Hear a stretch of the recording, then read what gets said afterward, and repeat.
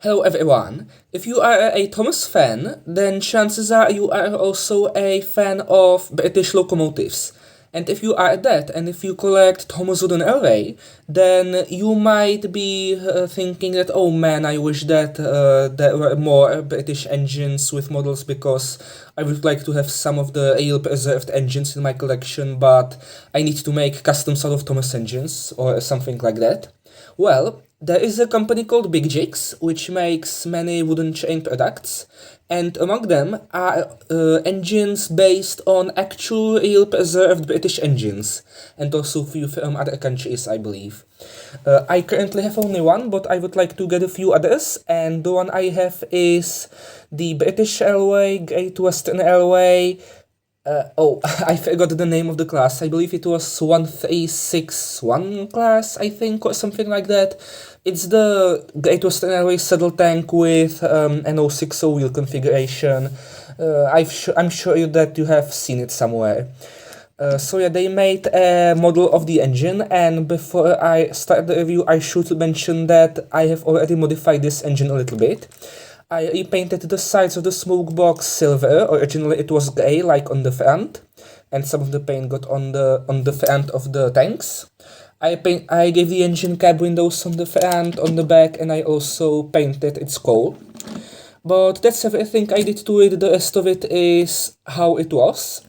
And I'm making this review because I'm planning to turn this into a custom stainless, so I wanted to show how this engine looked before I do that, because I think it's worthy of a review.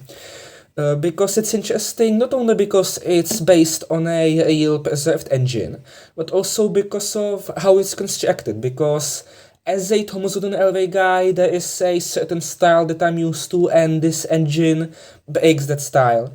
And yeah, it's pretty exciting. So first thing you've probably noticed is that this engine has it really does look like a real preserved engine, and it feels less like a toy and more like a model. Now really there's not much of a difference, but it feels more premium with the way it's constructed and all that. One thing that I do really appreciate about it is that everything, and I do mean everything aside from of course the wheels and the magnets, is made out of wood. The smoke box, the funnel, the dome, the safety valve, it's all wood, which is great. The livery, it doesn't really capture Great Western Railway green that well, but it's fine. Although I'm not sure why the smoke box was grey and not black, but whatever. Another thing that I've noticed that I found interesting is that this engine doesn't have a running board. And I don't think this is accurate. I think the basis of this story has a running board, but even then I don't mind it because it does make it look pretty unique.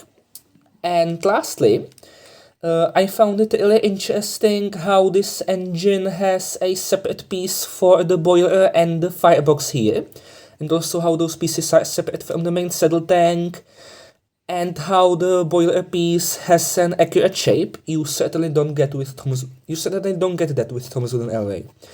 So that was exciting. It even has the proper color. So yeah, that's also interesting. And yeah, it has a safety valve, at least I think it's a safety valve, I'm not completely sure, which has sort of the proper shape. And yeah, this just has very interesting shapes everywhere, and the whole engine in general, which just makes it fascinating to me as a Thomas fan, because Thomas Wooden Railway engines don't really look like that. And there is also a few last things which I forgot to mention, I just remembered them now. First of all, the engine's length. I'm not sure if you can see it, but it's a decent bit longer than standard Thomas Wooden Railway engines. Here you can see it next to duck. Yeah, you can see it well here. So it's not longer by much, but it's still decently long.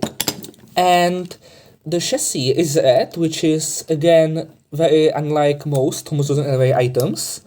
And it has these slopes at the front and the back of the chassis, and I assume that this is so that it can run on hills better.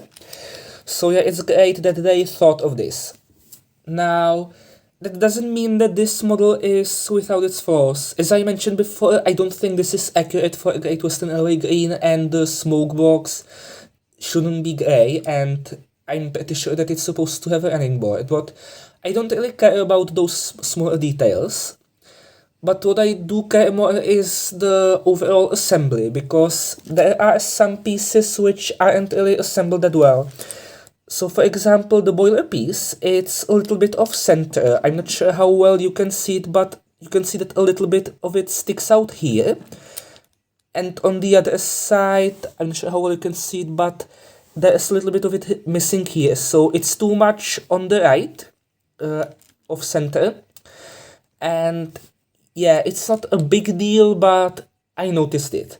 And similarly, there is a gap between the firebox and the boiler, which I'm pretty sure shouldn't be there, but again, small detail doesn't really matter much, but I wish it wasn't there.